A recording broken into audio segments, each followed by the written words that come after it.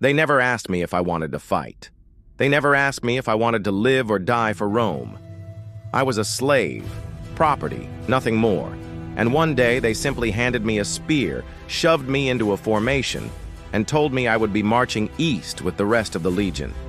I was 19. My name didn't matter to them, only my body.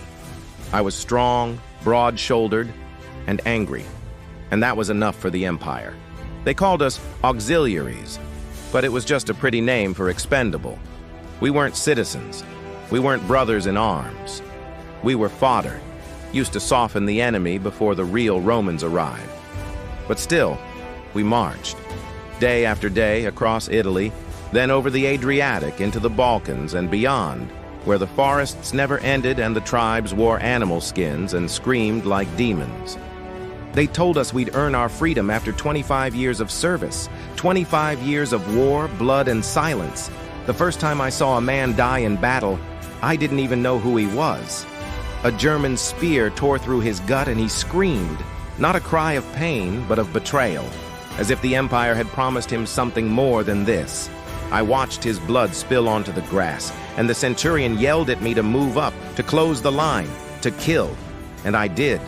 I stabbed blindly, desperately, not out of patriotism, but because the man beside me had just died, and I was next.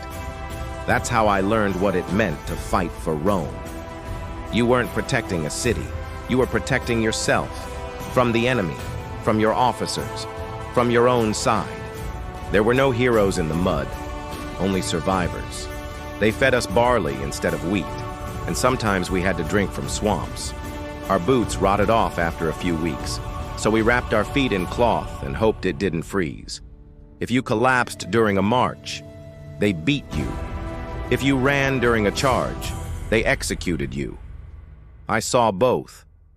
I watched a slave from Thrace collapse during a snowstorm, and the Optio beat him until his spine cracked. I watched another desert during a siege, and they nailed him to a cross outside the camp as a warning. I used to stare at that body every morning, just to remind myself what would happen if I stopped pretending to care. The Romans didn't trust us. They never did. We were always placed on the flanks, never the center, because if the line broke, they expected us to die first. We were given older armor, dented shields, dull blades. They claimed it was for training, but training for what? Training to bleed more efficiently. We were led by centurions who spit Latin insults like venom, who reminded us daily that we were beneath them, who would rather lose 5 auxiliaries than a single citizen. Sometimes I wondered if the enemy hated us less than our own commanders. And yet something strange happened over time. We became soldiers, not by choice, but by necessity. We fought for the man beside us, not for Rome, but for the one who shared our fire, who split his last ration, who held the line with us when the world turned red. We developed our own code, a brotherhood born not of loyalty to the Empire, but of shared suffering.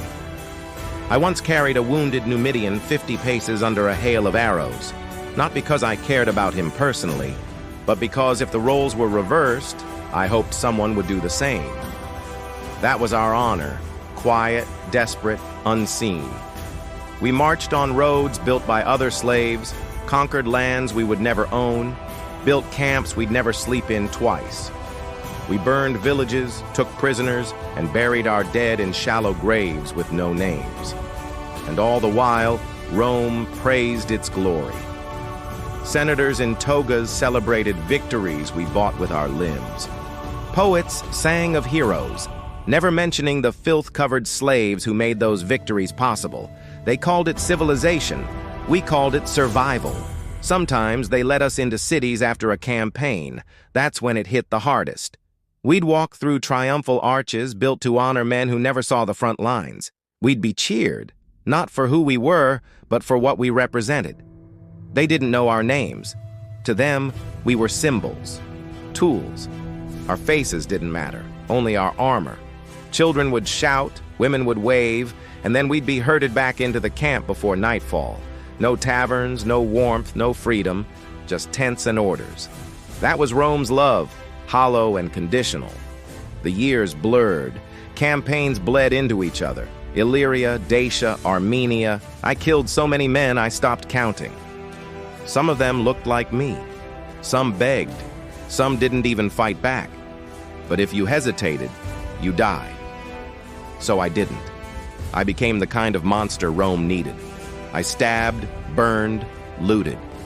Not because I wanted to, but because it was the only way to stay alive long enough to see freedom.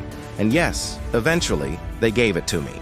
25 years later, I stood before a clerk in a dusty outpost and was handed a tablet with my name and the word civis carved into it. I was a Roman citizen. I was free. But what did freedom mean by then? My youth was gone. My back was broken. My hands trembled from old wounds. I had no land, no family, no trade. I couldn't farm with a sword. I couldn't build with scars. Rome had used every part of me. And now that I was free, there was nothing left to use. I wandered for a while, taking odd jobs, guarding caravans, standing watch in towns that barely remembered the wars we fought. Sometimes I would hear people talk about the glory of the empire, how safe they felt, how strong Rome was, and I'd laugh. Not because it was funny, but because they didn't know what that safety cost. They didn't know who paid for that strength. I met other veterans, old auxiliaries like me. Some drank themselves to death. Some tried to find peace in quiet villages. Some joined rebellions, bitter to the end. Me? I just tried to forget. But forgetting is hard when your body remembers. Every scar has a story, every limp a memory.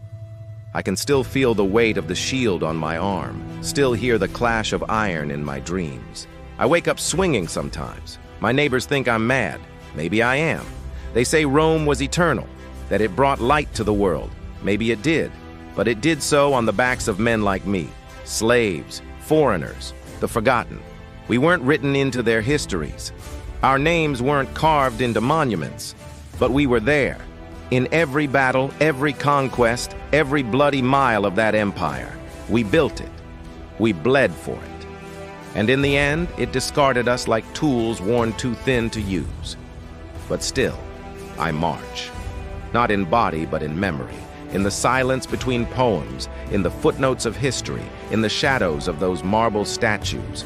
A slave who fought, a soldier who bled, a man who was never meant to survive, but did.